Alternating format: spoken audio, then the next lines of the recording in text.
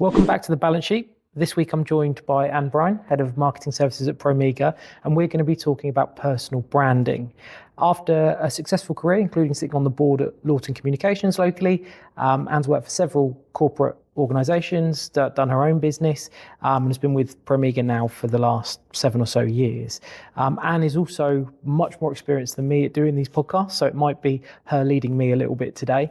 But most importantly, we met, you reminded me, 8 years ago now, when Ann was my lecturer at Solent University on a CIM course. So hopefully today won't be quite as painful as marking some of my essays. Welcome to the balance sheet with me, Andrew Murkitt. So thanks for joining, Ann. Firstly, just tell us a little bit about your role and working at Promega. Okay, so Promega is a life science company. We've been in the UK for nearly 40 years. The company's been in existence for about 45. We're US owned. In the UK, we're a distribution company. So we take products made by other parts of Promega in different sites around the world, and then we sell it out to academic government, so universities, clinical, so hospitals, and pharma biotech, which is growing rapidly. The last area of our business, and probably the one that we're most well known for in the UK, is forensics and DNA analysis. So most of the police forces in the UK will use our testing kits at scene of crime. So they'll take the swabs and do the analysis. So it's like CSI in here, right? It is. We're actually there is an episode of CSI. If you go on YouTube and put Promega Maxwell in, there would be an early episode of CSI where one of our pieces of equipment was used. Yeah. And I tend to show that when I'm going out to school groups, because they quite like that. Yeah. Cool. And what's your role within Promega? Okay, so my role is a little bit different from what I've done for most of my career, in as much as I'm doing a communications type role rather than a pure marketing strategy role. We have product marketers who do the strategic direction of where we're going in the UK with our sales teams, focusing on where the market's going and how we're going to deliver products and services to that. Then I make sure that messaging gets out to the different audiences. And I've been here for 7 years, so we have a pretty good model going. We've had a consistent board for that time, which really helps. And my work involves taking content that's produced in the US and then taking localized content that we produce ourselves for the local market. You would hope it'd be the 80-20 rule, but in reality, I would say probably about half our content comes from the US and we generate the other half here. And I've got a team of 6. And then there's another 6 product managers on top of that. Fantastic. And we've spoken over the few years. We've known each other several times and see obviously a lot of content that you've put out there yourself in terms of personal branding, which is obviously the focus of today's chat. So I guess to those uninitiated, what is personal branding? And why do you think it's important for people at various levels of their career? Okay, so as a marketer, my business is about storytelling. Yep. So I've been telling stories now for 30, 35 years. And one of the stories I've had to tell is myself, is to sell myself. So I worked my way up to be a board level director. I was very young. I was the youngest one on the board. And when I had children, I realised I needed to go out of corporate life. And I set up my own business for 12 years. It was really good. But in that time, my business became my personal brand. And one of the things that I was told I was quite good at early in my career was networking. So I used to go to a lot of CIM meetings. I'd go to HR meetings, because as marketer, I used to have to work very closely with HR. And when I was with the Lawton Group, we had a human resource management marketing arm, and I used to work with them a lot. So I could see the parallels and the alignments between HR and marketing. And it was inevitable that personal brand came into that. About that time, I started lecturing. I was lecturing down at Portsmouth University, and they used to bring me in to talk about how you would develop your career from a marketing perspective, really before the term personal brand was coined. So I published a book with a really lovely lady called Marjorie Corbridge about 15, 16 years ago. And it really hasn't changed. It's just the channels have changed. So turn the clock back to the late 90s, early noughties. I was doing 2 or 3 networking meetings a week, it was the main way I got my business. When we got into social media, especially LinkedIn, there was a new channel, and it was one that wasn't so time intensive and one that I could really manage. So from that perspective, personal branding has really pivoted. I would say that personal human interaction is still vitally important, but you can really raise your profile on social media. Now, I was going to ask that question about sort of the importance of social media. Are there any streams or any particular content on social media that you find is more effective than others for personal branding? I think the first thing I would say is to look at things that aren't effective. Fine. So as a recruiter, I do a lot of due diligence on the people I'm interviewing. And the first place I will go is their LinkedIn profile, and then I will try to find them on social media. I do quite a lot of coaching of young people, teens, university graduates. And one of my friend's sons came into my clinic about a week or so ago. And we go through a methodology, and we find that they're more amenable to me giving them advice than their parents. That's the main thing. But this young lad was going for an apprenticeship, and he was really quite shocked when I said, "Are your social media channels locked down and private?" And he said, "Well, why would I do that?" I said, "Because I really don't want your interview chances being ruined by a couple of photographs that you had taken 2-3 years ago." And that would be my advice to anybody.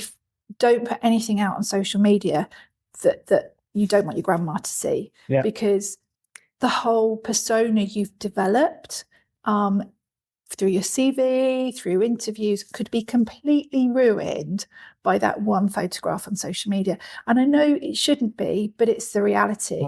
And as my husband says, until people like me get out of the recruitment, things aren't going to change. It might change in 10, 15 years, but for now, you've got to be really careful what you put on social media. It's really interesting, isn't it, that something we've noticed, is why we're doing the podcast, is that how people market themselves, channels, etc., and often the branding and the message itself changes over time.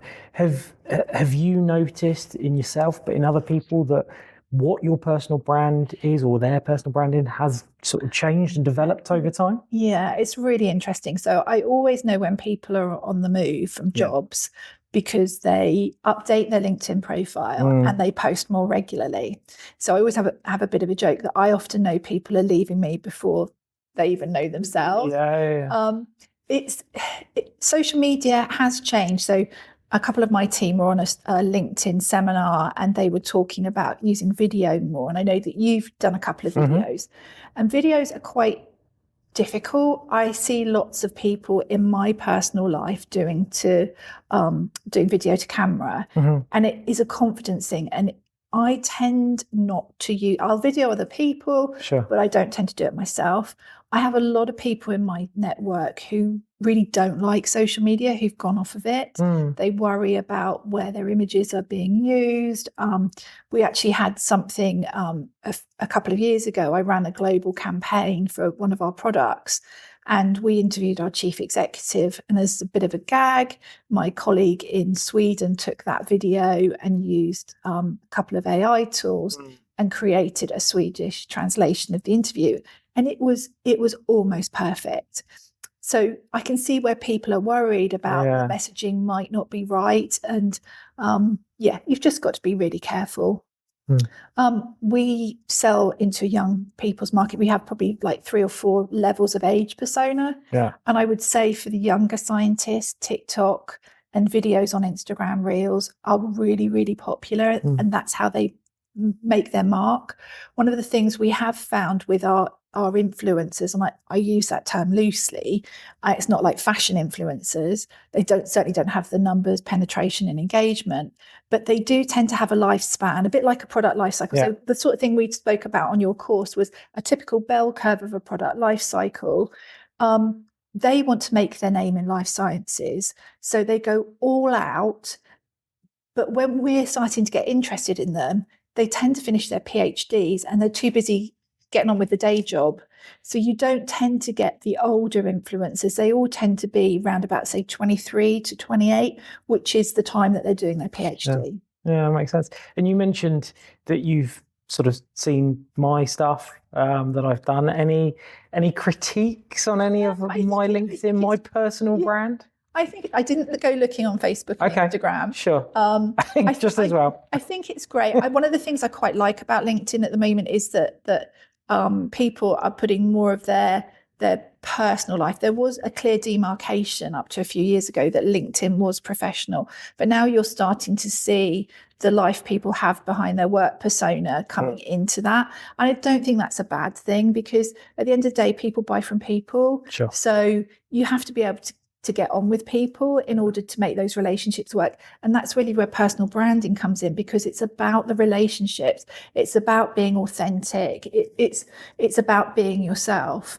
Nothing frustrates me more than when I see people not telling the truth on any sort of social media, and especially LinkedIn. I know several people who have their profiles are not as it was, but that's what age and experience gives me, because I've worked with those individuals and I know what they actually did. Yeah.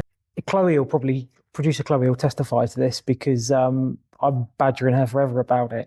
One of the things that I find, and I know my colleagues find, is that balance between getting enough stuff out there in terms of your personal brand, but also not looking like that is all you're doing in terms of your day-to-day work life. So how do you, A, what's your thoughts on managing that, and B, how do you sort of have those conversations with other people about managing their personal brand from that perspective? Yeah, that's a really interesting one, because we're having a bit of a discussion at the moment about our advocates. So bearing in mind, I've been in this business for 7 years, and my attitudes to social media haven't really changed in that 7 years. The best business I worked with when I had my own business were the ones who really wanted to grow their business, and the staff became their advocates, and they fostered an environment of sharing and collaboration. It's taken longer to do that here. I think some of the scientists are now starting to get it, that if they post up a shared post from our Promega account, they'll get 250 impressions on it. They might get 20 engagements. And it is that difference between the personal and the corporate.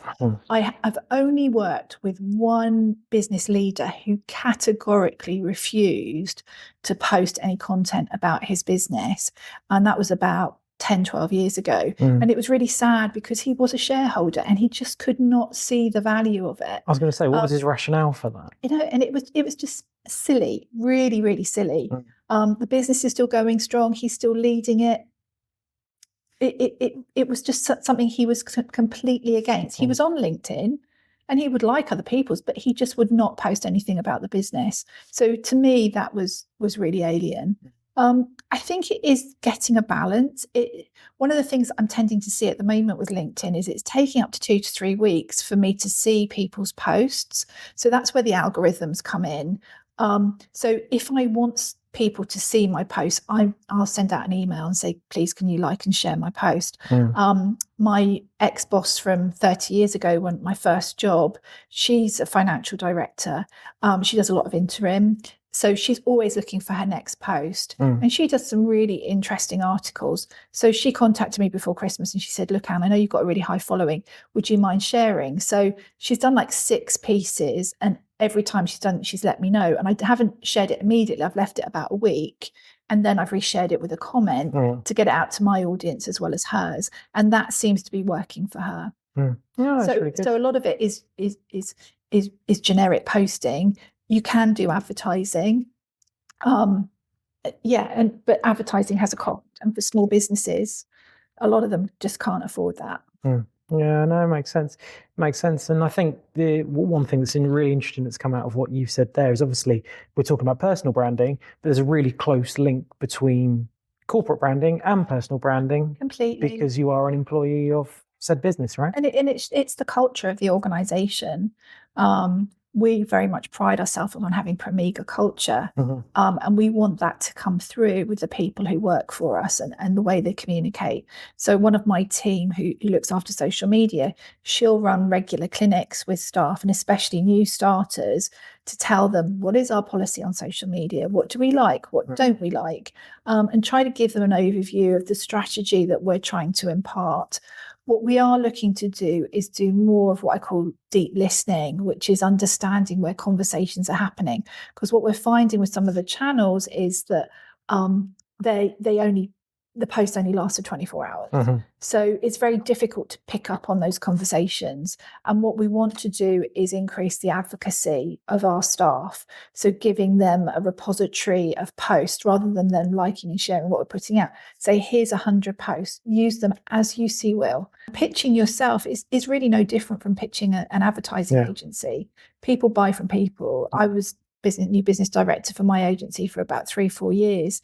And I consistently got told, we're buying from you, Anne. You're giving a promise for our agency, and that's what we're buying into. Yeah, definitely. I think it's so true in most services businesses that, as you say, is the relationship, and it's very much what we foster as a business as well. So good. So Anne, have you always wanted to work in marketing, or was there another career path that you considered earlier in your career? This one's really going to make you laugh. Okay. So when I was at school, I loved school. I loved everything about school. But I really wanted to be a doctor. I wanted to go into medicine. Okay. But I was the result of a one-parent family. My dad abandoned us when I was 2 or 3. My mum had 3 jobs to make things pay. I think I had my first job collecting glasses in a local pub when I was about 12, 13. Yeah. And I just didn't have the time to really study as I should have done, and how my kids have studied. So I ended up going to university to do biology, which with hindsight I should have just stayed, but I didn't see myself in a white coat in a lab, and I had a really bad back problem. I'm very tall. Tall people tend to have back issues, and I just thought no. And I'd been offered a job in the US, and I was waiting to go. And in that period of waiting to go, I met my husband. So I was working for British Aerospace, which is now Hamble Holdings, or down at Hamble with the plane out the front.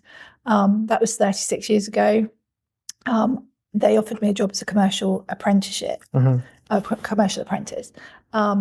And I ended up going into finance and becoming an assistant accountant. How are you? I never knew that. So I spent about a year, 18 months as an assistant accountant. I set up a bonus scheme for the company. It was an absolutely brilliant start to my career, but it was at a time when the recession was really kicking off in the late 80s. And it was just too difficult for both of us to work for the same employer. So I decided to go, and I went to a small telecom software house. And it was brilliant because I was there at the start of the internet. So I knew that I wanted to go into marketing because I'd done a little bit in my commercial apprenticeship on marketing, but marketing in the aerospace industry is really different from anything. It's such high value sales. So then I went into a telecoms company.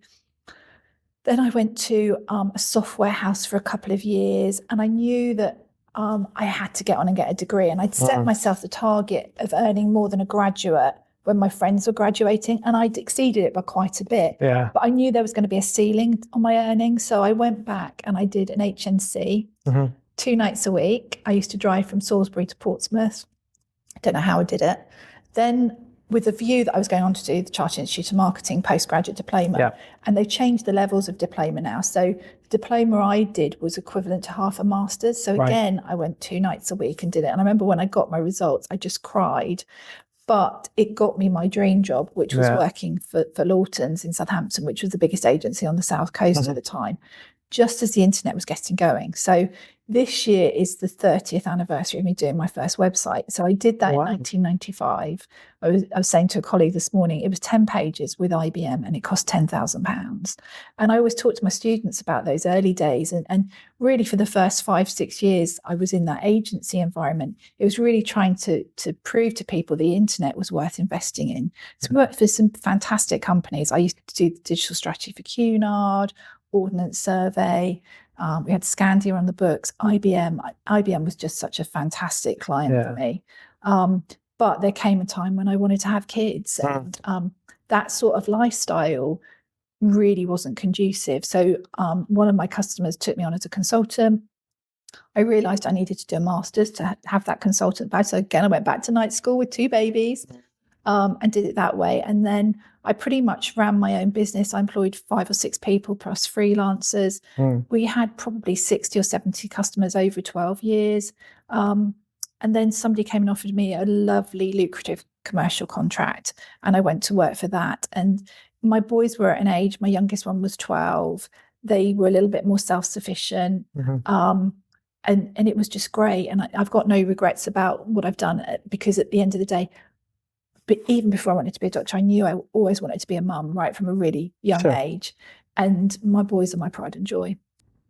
Despite a career-based question, you sort of still pull back to your family life, which is great. As a young parent myself, I can get that. It's as important for me to be a good daughter as it is to be a good wife and mum. And that's what Promega has given me, is the space. Nice. My mum joked when I came to work here that it was the closest I'd ever worked to home. And it's just fantastic. The culture we have here gives me that time to be a successful business person, but also more importantly, be the mum I need to be.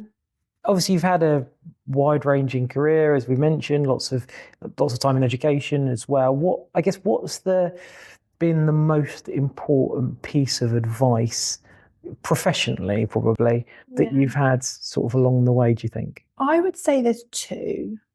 One personal, one professional. Yeah. One came from a guy I worked for 26 years ago. And he was a really good judge of character on interviews. And he used to like to sit, he was the owner of the business, and he used to like to sit in on interviews. And it was like, well, why do you need to be here? He said, trust me. And he would know the right person within 30 seconds. And the mistakes we made were usually when he wasn't involved. And that first impressions. And so the young lad who was going for his apprenticeship, I said, go and get your hair cut, make sure you've got a suit, go and get some new shoes. Sure. That first impressions is really, really important. The other one was my lovely Nan, who helped bring me up, who was a psychiatric nurse. And she said, you don't know what goes on behind closed doors. Never judge somebody. So really sort of the antithesis of the 30 seconds, because you just don't know what people are carrying behind. And a lot of the talk over the last 5 years, especially since COVID, has been about mental health and well-being, and there is more a focus and a tolerance of people who might not conform to the norms. And I think my Nan was really ahead of her time. Yeah, well, that's really nice. And it's sort of linked to that, and I might be answering my own question here, but sort of who or what has inspired you along the way?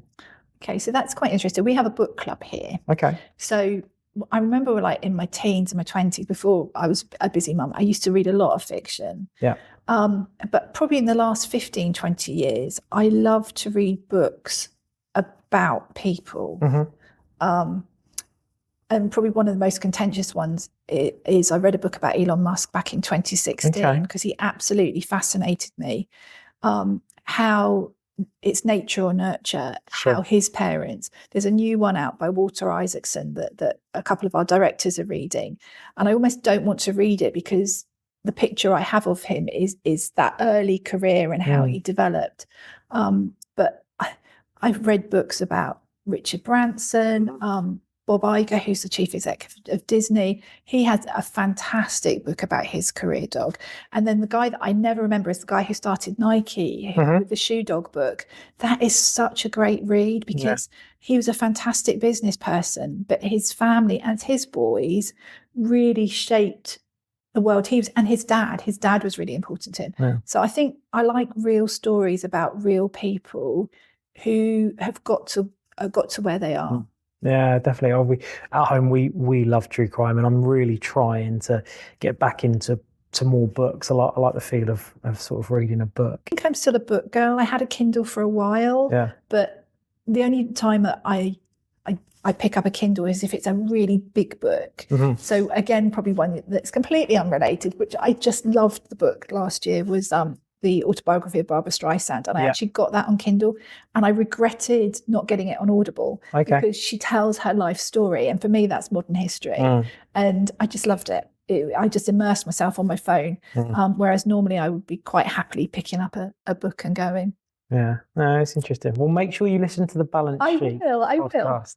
Good. Well, Anne, look, thank you so much for your time today. We were planning to speak for X amount of time, and we've gone on much longer than we thought, which is great. So it's really interesting to hear not only about your journey, but sort of hopefully some useful advice on personal branding as well. So that was the balance sheet with me and Anne on personal branding.